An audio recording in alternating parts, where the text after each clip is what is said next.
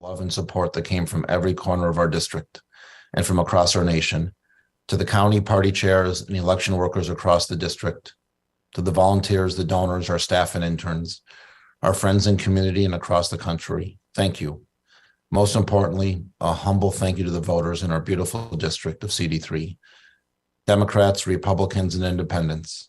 Our plan from the very start was to build a tripartisan coalition, and we did that in the face of deep national skepticism that we could do this.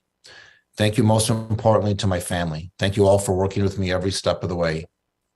I'm particularly proud of my family, my son Felix for his maturity and focus and passion for politics and wisdom beyond his years.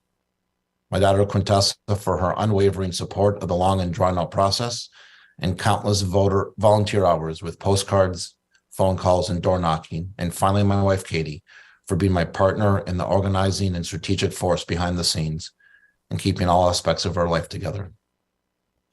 We are a stronger family as a result of this journey. We faced an incredible uphill election, from a very close primary to a general where very few thought we had any chance of even coming close. And we showed the country what Western and Southern Colorado can do.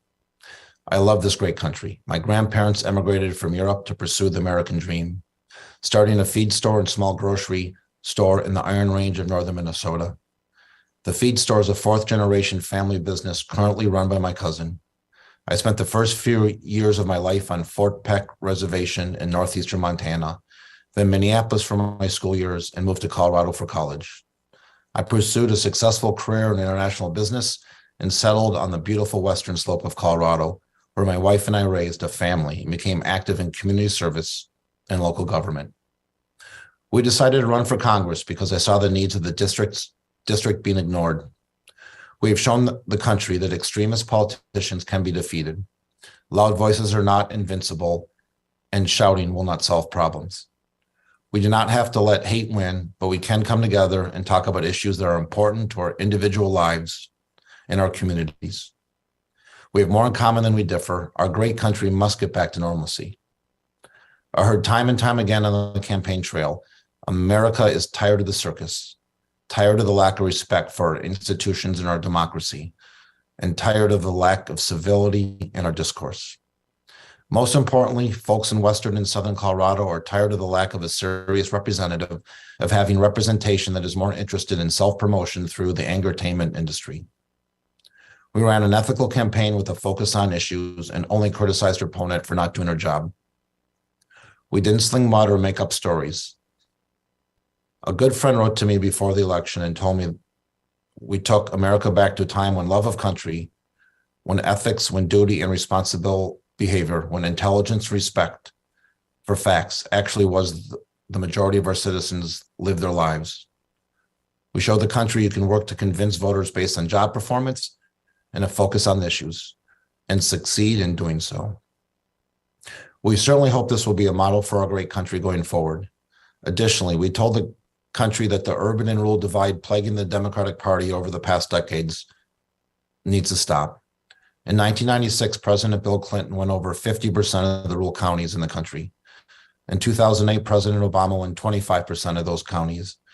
But in 2020, President Joe Biden won fewer than 10% of the rural counties in our great country.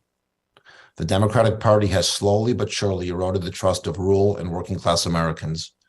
Denver and DC politicians need to demonstrate an understanding of the issues that face rural America, working class America, and celebrate, not disrespect, folks across the country. Our district is one that President Trump won by over 15% in 2016.